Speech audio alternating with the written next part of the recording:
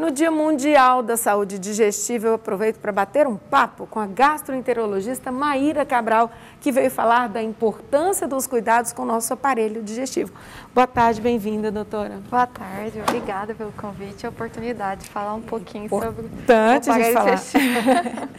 Então vamos lá, quais são os principais problemas que cometem aí o nosso aparelho digestivo, né? Enfim. As doenças são variadas, com gravidade variada também. É muito importante a gente avaliar a duração dos sintomas. Por exemplo, uma dor abdominal pode ser uma coisa simples, como um alimento que não fez boa digestão, uma infecção intestinal, até realmente um tumor do aparelho digestivo. Então, a duração dos sintomas, a importância deles, é um critério importante de ser avaliado. Por exemplo, a gente pode falar que gastrite, né? Porque está envolvendo estômago, tudo, esôfago, enfim. Está entre os principais problemas, assim, os mais comuns, vamos dizer? Isso, a parte alta que a gente chama do aparelho digestivo, né, o esôfago, o estômago, são as doenças mais comuns realmente.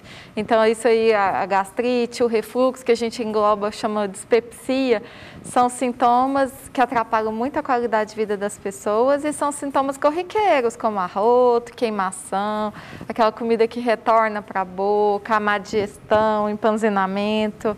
Então, são queixas frequentes que têm que ser cuidadas. E o que a gente pode fazer, então, para a gente evitar esse problema que está entre os mais comuns, essa queimação, gastrite, enfim. Quais as dicas para que a gente tenha aí um aparelho digestivo mais saudável? Olha, o aparelho digestivo é reflexo da saúde da pessoa. Então, sempre a saúde passa por aquela máxima, né? Alimentação adequada, rica em frutas, verduras, diminuição de gordura, de açúcar, de Lembrando fritura. que começa aqui em cima, né? Na boca. Ou seja, tudo que você... Na mastigação, né? Isso. Então, além do hábito alimentar, o horário da alimentação, aquele horário muito tarde, ruim. Por que todo médico fala pra gente, evita de comer à noite, perto da hora de dormir? Na prática, assim, por que isso é ruim? Porque a digestão já fica mais lenta, você já é um horário que você já está se preparando para descansar.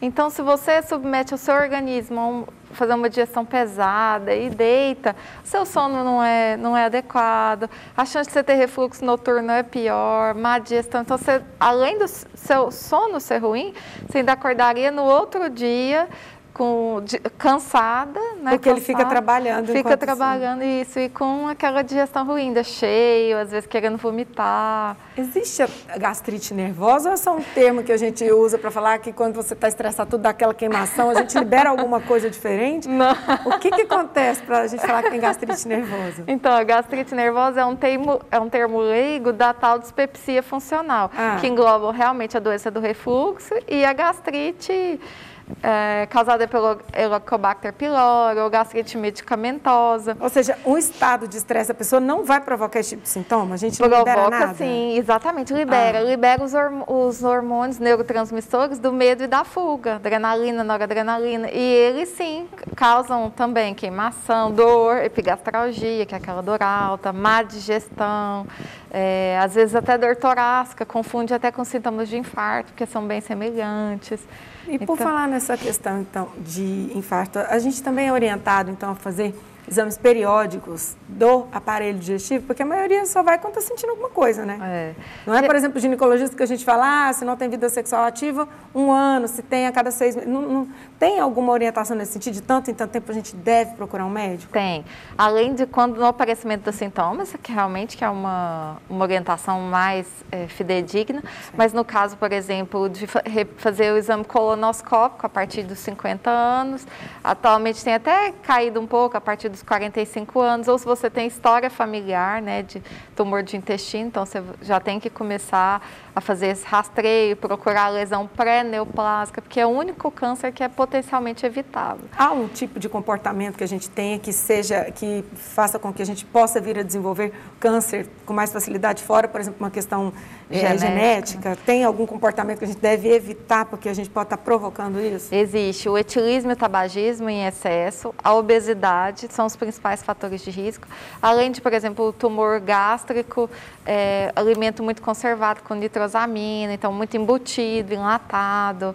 Um intestino mais preso também predispor tumor de intestino, e o tumor de fígado mais etilismo, medicação sem prescrição, igual nós vimos agora. Os anabolizantes que a gente viu agora há pouco, as pessoas tomam para ficar bonita, achando que está saudável, está detonando com a saúde, Está detonando, né? Com a saúde. Certo, e nesse dia, então, que a gente fala aí desses cuidados, né, o Dia Mundial de Cuidado aí com o nosso aparelho digestivo, qual a principal mensagem que você quer deixar para a gente? A mensagem de cuidado com a saúde é a prática de atividade física, é o sono adequado, é a alimentação rica em fibra, alimentação colorida, variada. Então, o que a gente tem que cuidar o aparelho digestivo, óbvio que é essencial, que a alimentação faz parte da qualidade de vida, do prazer, mas engloba toda a nossa qualidade de vida. Então, a gente tem que buscar o bem-estar como um todo, que o intestino, o estômago, entra na história e vamos ficar numa boa. Importante, né? Dizem que o intestino é o nosso segundo cérebro, tem Exatamente. Isso, né? Então fica ligado, precisa cuidar dele também, para tudo funcionar. Obrigada, doutora. Uma ótima tarde. Obrigada.